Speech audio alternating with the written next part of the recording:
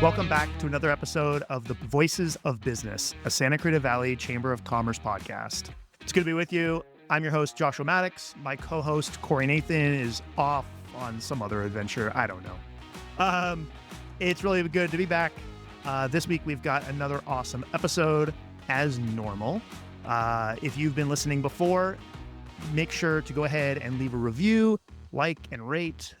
Really helps with the algorithm and getting the word out. Share it with a friend or tag us in it when you repost. That really helps, and we're excited. So this week we have an awesome guest, Thompson, who is the chair of the board for the Santa Clarita Valley Chamber of Commerce. She's also a realtor with Equity Union and also serves as the vice chair for the Santa Clarita Valley Parks and Recreation. It's good to have you on. Thank you. Thank you for having me. It's good to be here. Definitely have a few different things you're doing, keeping busy. Yes. Very busy. Well, Uh, that's what you have to do when you're an empty nester. oh, there you go. So obviously Santa Clarita is a small part of your life. Being on the chair of the board of the chamber and part of the city, and then also a real estate agent. What brought you to Santa Clarita? Oh my goodness. Well, about 100 years ago, I moved here. I saw something that it was only 24. Yes, I'm just kidding. So yes, I have been here. Let's see, what brought us here? So my husband and I moved here when our daughter was about a little over a year old. We were looking to buy a house, honestly, and be somewhat closer to work for us. He worked for the Walt Disney Company in Burbank at the time, and I was working for a commercial real estate brokerage firm. And so Santa Clarita was very convenient. I remember seeing billboards when I worked in the marina I must have been Newhall Land and Farming Company that advertised Valencia as the place to be. And it just looked so fun and friendly and welcoming. And I kept seeing it every time I was driving to work because I worked in Marina del Rey. And I told him, I said, let's go look at that Valencia. And as soon as the very first time we came out here, the mall was beautiful and it was just so nice and new and clean, and it still is. It very much reminded me of where I grew up in Northern California. I'm from the East Bay, from a very small town, and it has so many similarities to Danville, and so that's kind of what sealed the deal for me. Also, they had this really cool street painting festival that was going on one weekend when we were house hunting, and it was so vibrant and exciting. It was like a chalk street painting. I've been The really Chalk Art Festival. Yes, yeah. I've been after the Arts Commission people to like, hey, what can we do to bring that back? So Yeah, I remember that. They used to do it, I think it was at the mall. it was right there on the mall on Yeah. Center Drive, and it was the Bella Via Italian Street Painting Festival. And if that comes back, please give me the credit. Because I've been like in so many people's ears, like, remember that? That was so exciting. That was so wonderful. I think that would just be incredible to bring that back to the community. So, Well, yeah, I forgot about that. And I think they moved it at one point. I recall it was in downtown Newhall. yes, I Um, maybe 1 or 2 years in Newhall, and other cities are, still kind of do it. I know it's not an easy thing to produce and put yeah. together and manage. But if Ventura can do it, if Pasadena can do it, we certainly can do it, and need something like that to support the arts, and brings in a lot of people to support the local small businesses and large businesses. So I think it would be an excellent opportunity that we should take advantage. Well, I think especially looking at like downtown Newhall and the what Tuesday night Sense on Main, Okay. type event. Yeah. Thursdays. Yes. It's Thursdays. Okay. Back I knew it was one of those. next week. Yeah. So like with those events, like they've got such a good community vibe down there, and there's some other different, it's such a walkable element between the farmers market and the coffee shops and the restaurants, and like so much of that now that it has that, like I look at the downtown Newhall area now of like what Old Town downtown Pasadena is. Yes. You go park at the parking structure, walk in for dinner, like there's a lot of that. There's shops, there's all of that. And so, yeah, I feel like it's such a perfect spot for a little art festival or the chalk festival or some of that type of stuff. Yeah. So those things are probably going yeah. to be on the radar as the area continues to undergo its revitalization. And that's going to be amazing for everybody in our community. Yeah. So you moved to Santa Clarita. Love the community, love the environment, love the, the sort of town as a whole. Yeah. You guys decided to move here. It sounds like there was a career transition here for you. Were you a real estate agent before you moved to Santa Clarita? I was working for a commercial real estate brokerage firm when I first got my license.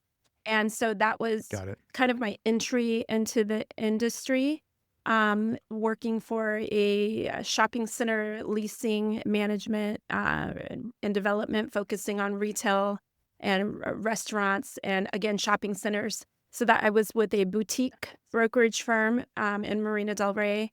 And then I left and transitioned to a larger national firm, Grubb and Ellis at the time, and then they have merged in with other companies. I think today, Richard Ellis. And so yes, when we moved to Santa Clarita, when we moved to Valencia, I was still able to do that for a while, but I found being a young mom and having to commute pretty much all over Southern California. From, one day I would be in the Valley where I had a few shopping centers that I managed and did leasing on, to I could be in Agora, Corona, Thousand Oaks, over by the Beverly Center. It was just a little for me too much to be away from my kid, that far. And so I ended up scaling back a little bit and not just scaling back, but just pivoting. And I ended up going into property management, which I could do that a little bit more locally, and did that for a few years. And then actually, once my second daughter was born, I stayed home for a number of years. And so I, did the stay-at-home mom thing. And fully supported my kids, which I am so happy I was able to do and have that opportunity, because I think that's priceless. And like my grandmother always said, you can always go back to work, but your kids will only be young for a short amount of time. And so after that, I went back into the real estate realm and ended up working for a national home builder, Syntex Homes. And so I was in their land development area for the LA North Division, which was right on Turney, and helped with some of our communities that we see out here today. Like, I was a part of the Milestone development off of Golden Valley and Robert Seeley Parkway. Little claim to fame was I got to name the streets. So, nice. Anytime I drive through there, I'm like, I remember, submitting these to the city and that kind of thing. It was really a cool job. So that's fun. Yeah. There's definitely some neighborhoods in Santa Clarita that I will say, like, I drive through and I'm like, who named the streets in this little, like, there's some definite, like, I wouldn't say inside jokes, but like there's some of this like suburbs in our community that I'm like, somebody had some fun here. Oh yeah. It was really interesting, and I had no experience doing that, and someone's just said, okay, here's the map, name the streets. Like, I get to do. Yes, and it needs to be done today. Oh, geez. Yeah, submitted yesterday. Those are construction timelines for you. Yeah. So it sounds like, obviously there was a little bit of shift and change in your career path, but, you know, for the most part, around either some sort of real estate or commercial management or residential management or something in that space. For the most part, what for you, what is it that like that career trajectory, real estate, that sort of gets you up in the morning that you just enjoy? Yeah, I get this question a lot because it's not common for someone to go from commercial to residential. It's usually residential agents trying so hard to break into commercial because it's not easy. For me, it I just kind of stumbled upon it, and I was there for a long time, and I really did enjoy it. But once I got to work with actual real people and not just businesses and entities, I there was a lot that resonated with me. I think because I'm a woman, I am a natural nurturer. Um, I It really spoke to me to be able to help guide first time buyers and help people transitioning from, or downsizing from larger homes later in life to, or not downsizing, but simplifying is what I like to say, like to call it.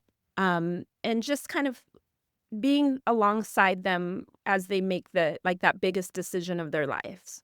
It felt different and a little bit more, um, I don't know, I felt more purpose-filled than dealing with the 9 to 5 entities. It was different, because you don't have to work weekends as much, in commercial, and it's definitely not as emotional, which, you know, a lot of people would prefer, but it can be very, very rewarding in a different way. So, Yeah, and I can see the pros and cons on both sides of it. Like obviously, we bought a home here in Santa Clarita in 2021, which I'll tell you is the weirdest time to buy a home. Like walking through a house with booties and gloves and a mask on and being like, you can't open cabinets on the house you're going to buy. Um, it was weird. yeah, Um, I remember that time. I actually but quite liked it. yeah, there was definitely some things that were nice, like the fact that the industry as a whole, like everything was DocuSign except our final, like actually having to have the notary paperwork, which was great because I could just do it all from my phone. Yes. Um, you didn't have to do anything in person necessarily. So there were some benefits. Um, so obviously, as a real estate agent, sitting as the chair of the Santa Clarita chamber, and then also with the city, with the Parks and Rec stuff, like Mhm. a lot of that revolves around, obviously real estate and Parks and Rec like go hand in hand there. And then real estate as a business owner with the chamber, like those two go hand in hand for sure as well. What elements do you see both from a career perspective, but also like as an economic element and sort of city parks trajectory? What developments do you see in Santa Clarita over the next like 5 years that you're like, these are things that I think are going to be like, in your opinion, Mhm. super awesome? Or, what does that look like?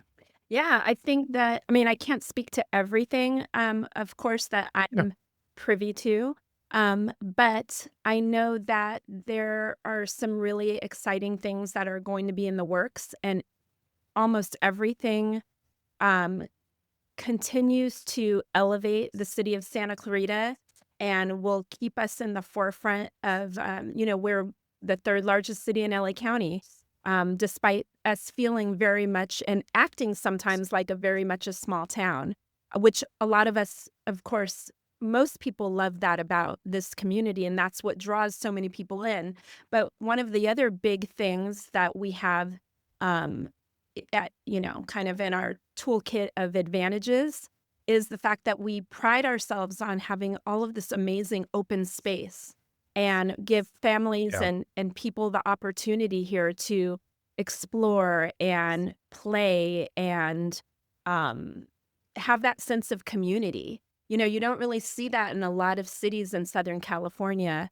I'm from the Bay Area, as I mentioned, and from a very small town that had the same kind of feel. In fact, our city logo from where I'm from is an oak tree, just like the city of Santa Clarita. So we had a lot That's of funny. open space, parks, trails, hiking. We were at the base of Mount Diablo. So there's a lot of, commonalities with that here.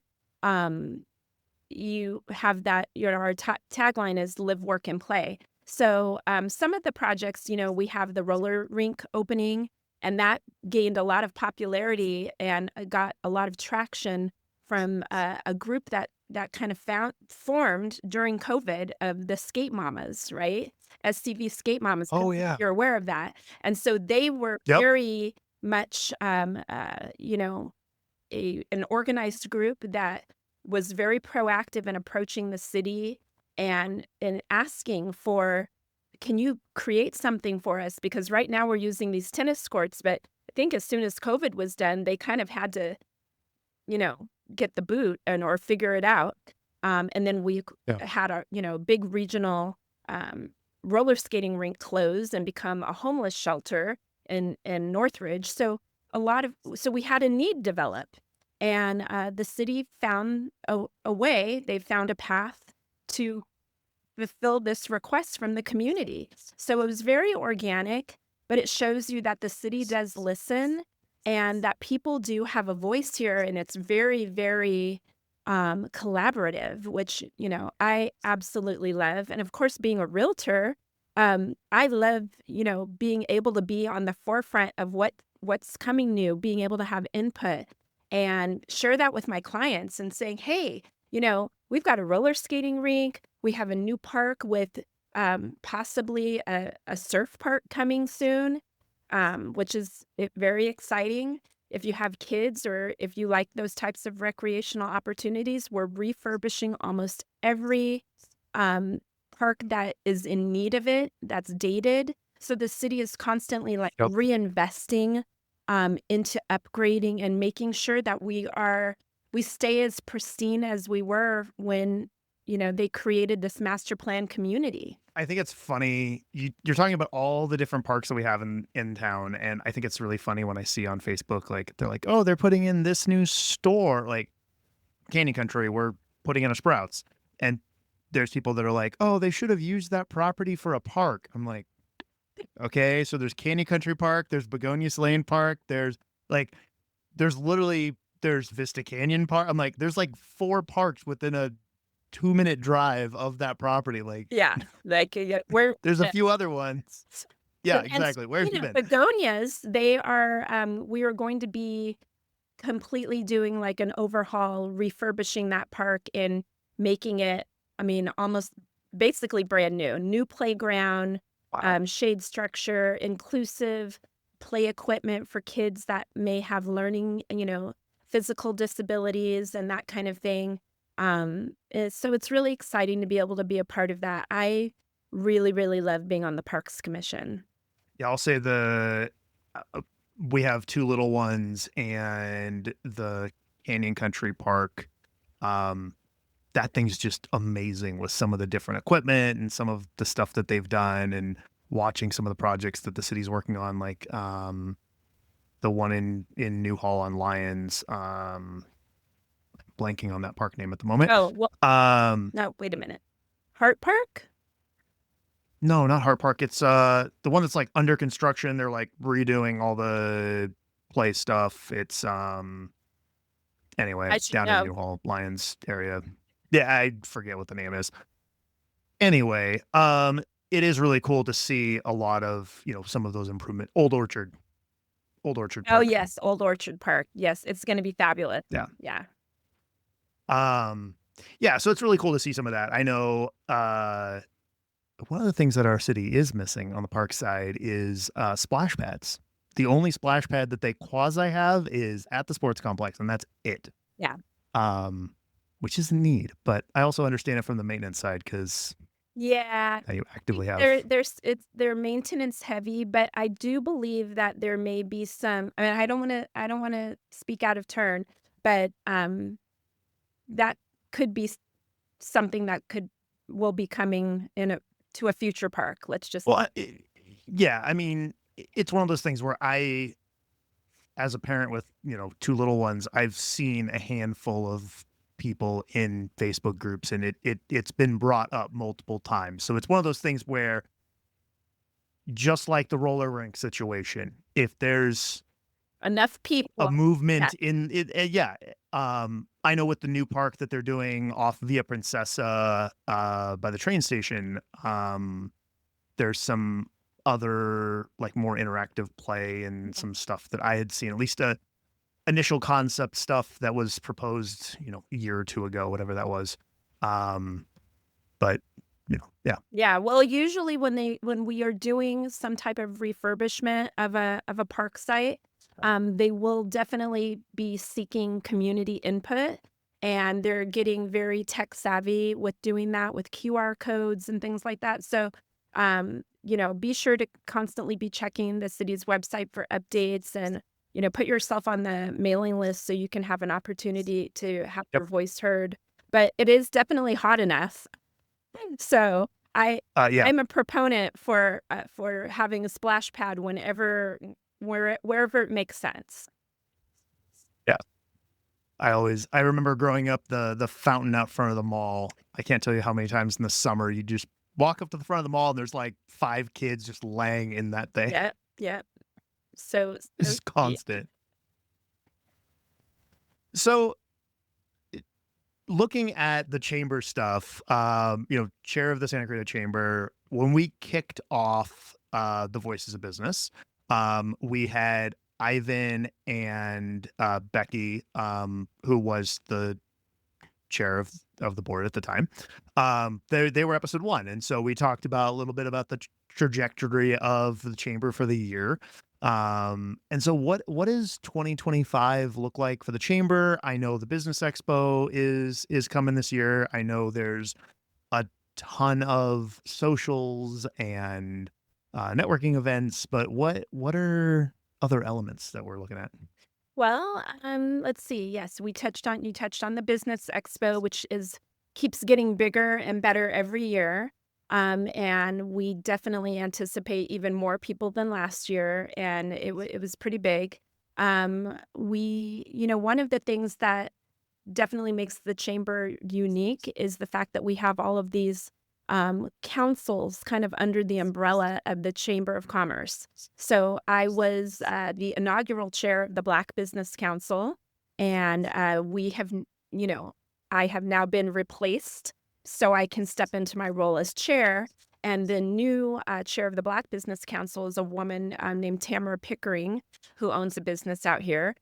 So you know, we definitely want to continue to develop those smaller councils to give people just kind of a more focused, safe space to be able to interact on maybe a deeper level than just a networking mixer, and provide opportunities to, kind of, again, collaborate, provide education in some cases with workshops and panels and different things like that. So, the Small Business Council is very, very active, and they have a very robust schedule of programming. I know already have. I want to say they've had 3 events already this year. Um, uh, our nonprofit council is getting very, very active. There's so many nonprofits in Santa Clarita, so it's a wonderful Yep. place to be to kind of match up with um, other partnering organizations to find places where they can kind of fill voids for each other, and find out, like, what do you need, Child and Family Center, or what do you need, Boys and Girls Club, and how do we kind of fill in those gaps, right? And for people even looking to volunteer in some cases, it's a great way to kind of like a one-stop shop, right? Then we've Yeah. got our API Council, which is our Asian Pacific Islander group. But just because they might be geared towards maybe certain affinity groups, every single person who's a member of the chamber, even non-members, are welcome to attend all of those events. So I myself attend the events hosted by the LBA, Latino Business Alliance. I think pretty much we kept that name because they had that name from when they were the Latino Chamber of Commerce. And so Patsy, Yeah, I was gonna say, didn't they sort of merged they kind of folded up in? under Yeah. the chamber. So Yeah. I think Bill Miranda was who kind of founded that. And then Patsy Ayala has been our chair of that group for the last couple of years, and she's still chairing it, even Yeah. though she's on city council now. And they just do a wonderful job of bringing so many different people together, and just addressing the needs, unique needs in many cases, and sometimes pain points that are faced by those different communities. So Yeah. we definitely want an expansion of that, and just continue to be the forefront for advocacy and a voice for businesses in our community, for our business community, small, medium, large, home-based businesses, direct marketing, whatever you have. We want to get the message out that any business, any professional, non-business owner, but you're just looking to network and grow your network, you should be a member of the chamber, first and foremost. Yeah, I know. I've joked a few times. That was my 2021 goal, was join the chamber and go to events. And then, March hit. And we went remote and didn't really do anything. Yeah. So yeah, no, I will say you know, I think it was 2 years ago. My company was at the Business Expo. I attended last year. I will, in talks with the chamber right now on what this year looks like for us for a booth and such. Good. But yeah, the expo is the expo is definitely a great way to see the size of the chamber. Because Yes. I will say, like, there are sometimes you go to a ribbon cutting ceremony and it's a Wednesday at 10 a.m. and 98% of the chamber members are working. And so there's like, a dozen people and you're like, oh, this is the chamber. No, that's a fraction of a percentage of the chamber. Like, you go to the Business Expo, and even the Business Expo, like, I feel like is, 20% of what the chamber actually is. Like, just because I know Ivan said last year that they sold out and they were like trying to, where else can we put people Yeah, they type have scenario. we have a waiting list of people Yeah. wanting to get into the expo. Yeah, so those ribbon cuttings, honestly, that's like that is definitely not representative of the membership. You have to kind of go to some of our bigger events, like either awards and installation, or we have upcoming next week our after hours evening mixer at Mercedes-Benz. That is I call it one of our creme de la creme type events, because you would not believe how many people show up, and the networking is so great. The food is great. So many awesome people. It's just a Yep. great vibe and a great event, great time. And you'll meet so many amazing people that, you have the opportunity to connect with. Yeah, and the after hours events are really solid. I will say one of the small challenges with those is there's a lot of people in the room. Yeah. I know I've been to some of them before, and it's like, okay, do you want to finish this conversation? Like, let's go step outside so we can actually talk. Which is just the nature of some of the businesses that are hosting it. Right. But I will say on the flip side, like, some of the ribbon cutting ceremonies are also really good elements to network with a smaller group. Yeah.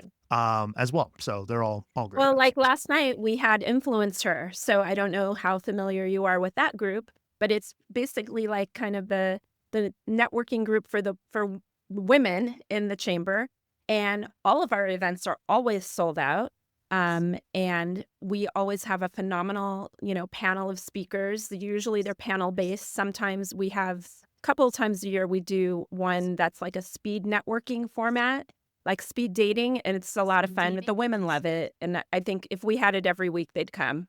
It's like a happy hour. There's food, there's drinks, and they still get home in time to, do the second shift of the day for them. Be it putting dinner on the table or taking their kids to soccer practice or whatever they've got going on. Yeah, I know.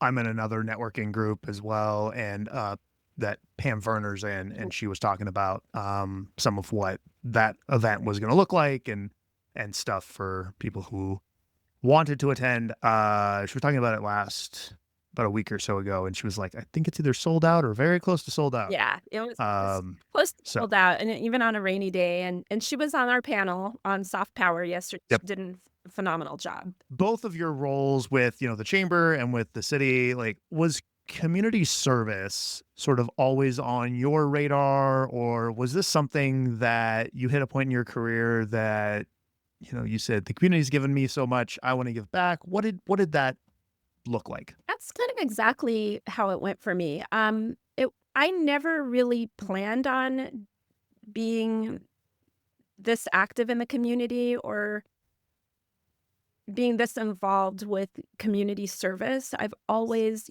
just again, with raising my kids, I always found myself involved in some way a little bit more than just picking up and dropping off. I was always like the room mom or on PTA or, site council or something like that for the school team mom. My girls played competitive volleyball and did all kinds of, sports, but mainly that. And so I've always found myself involved in that way. And so, yeah, it was just kind of a natural transition. Once I started the business and then, or went out on my own, so to speak, and then joined the chamber, I started getting more interested in active in other community organizations. I'm a member of Zonta, and I'm also part of the Seroptimists of Greater Santa Clarita Valley. And then after that came, requests for me to, or invitations to join a couple of different boards. So I'm on the board of Child and Family Center. And I'm on the board of We Will Collaborative, which is another exciting group where we just celebrated our International Women's Day event. We had our third annual, and again, about 120. We oversold, and it's just a fantastic feeling to know that, yeah, you are giving back and you're making an impact. I really never expected myself to get as involved as I have, but I love it. Otherwise, I wouldn't be doing it. If I weren't having fun, I certainly wouldn't be doing it. I think that transitions a little bit into like sort of the secret to success element of the business side. Like, it sounds to me, at least, like you're fairly well connected with people in Santa Clarita, and there's a lot of people who know who you are, and you go to a lot of events and you're in a lot of rooms with, different networking opportunities. Would you say that is definitely something that's contributed to sort of the success on the business side? I would say my willingness to jump in and kind of I guess roll up my sleeves and engage and be a part of so many different organizations, starting with the chamber. Honestly, I think if it weren't for the chamber, my Chamber of Commerce involvement, it kind of was a springboard for me getting involved in and feeling like, oh, now I know people. Maybe I will kind of go to this event or go to this organization's meeting and see what it's all about, and put myself out there a little bit more. And then I think just it kind of had a domino effect, and one thing led to another, or snowball effect, if you will. And this is where I am now. It was not very strategic at all. It was not planned. It just happened organically. But I have to say it has been extremely fulfilling. So success-wise, I could probably be more successful financially if I was doing less in terms of community involvement. but the success that I feel personally, and what feeds my soul and my spirit, and gives me that sense of being self-actualized, to me, that is success. What I did not want was, once my kids went off to college and graduated, and my youngest is graduating from May, um, I didn't want to feel that sense of like, you can, especially, a lot of moms, I'm maybe dads a little bit, but probably not as much. You can have this sense of loss and what's next for me? What now? And honestly, that was never a thing for me, because I've just got, had the business, and then the chamber, and then one thing leads to another. Now I'm in this organization and that. And my kids are like, "Where are you? You're never home. You and dad are always gone." So, but we enjoy it. We enjoy giving back, and we enjoy being a part of the community. It's been fun. Yeah. Yeah. Well, and I think that's where I look at the success element from exactly what you're talking about. It's what feeds you. It's, you get home after a day and you're like, I feel like it was a good day. Not, yes, we could all do less community driven, do more financially driven. But then again, like at the end of the day, you're just, like it doesn't move you forward. Yeah. Um, Like, I'm right where I'm yeah. supposed to be. The clients that I gain, it's almost like your vibe attracts your tribe, and it is really, really true. Yes, marketing also helps, and to have, a great brokerage like the one I'm with Equity Union behind me, is also contributes greatly to my success as an agent, as a realtor, as an expert in this community, in that space. But it marries very well with the fact that I am so involved and engaged, and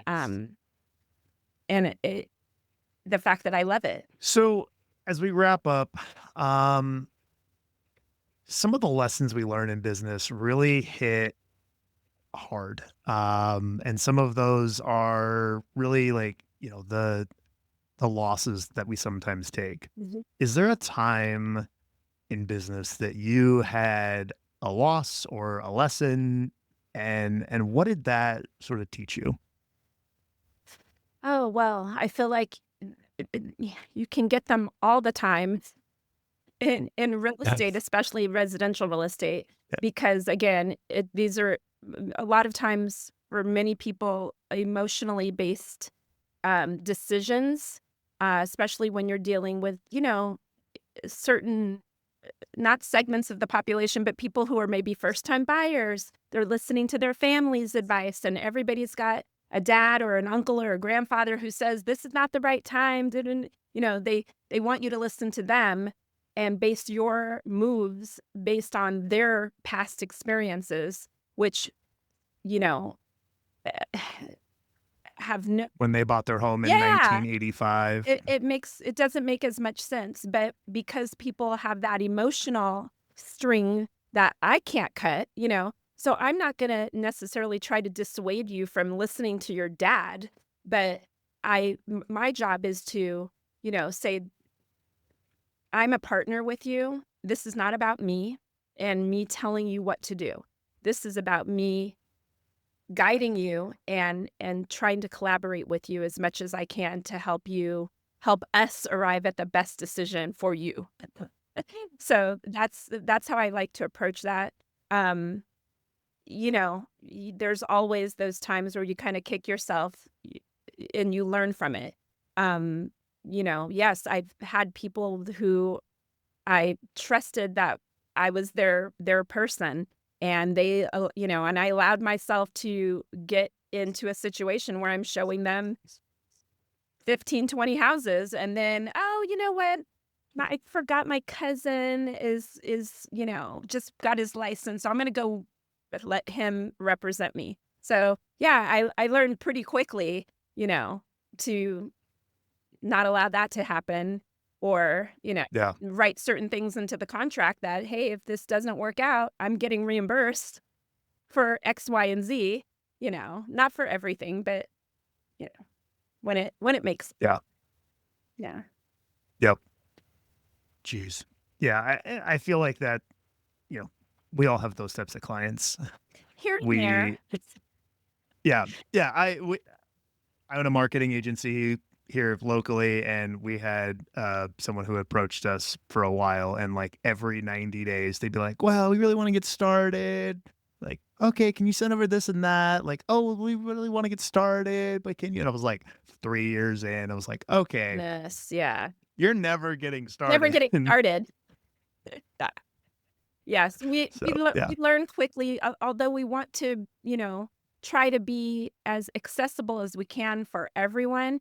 Sometimes Yeah. realize I'm not meant for everyone, and that's okay. Yeah. And I don't have to be everybody's Yep. agent. I want to work with who I want to work with. Yeah. Yeah. Yeah. 100%. Yeah. That definitely agree.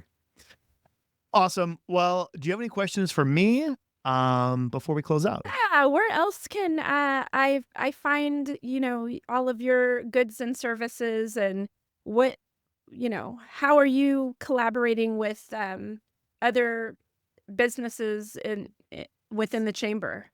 Yeah. So I've taken a slight leave of going to evening events, having two little ones at the moment. So I'm hoping to start that back up here. Should be at the event coming up. But yeah, obviously, connecting with a lot of members here on the podcast. Which is But great. then in regards, yeah, it's been good. Enjoy it. I've spoken before at, you were talking about the business councils. There's the small business council that Lindsay Schlick chairs.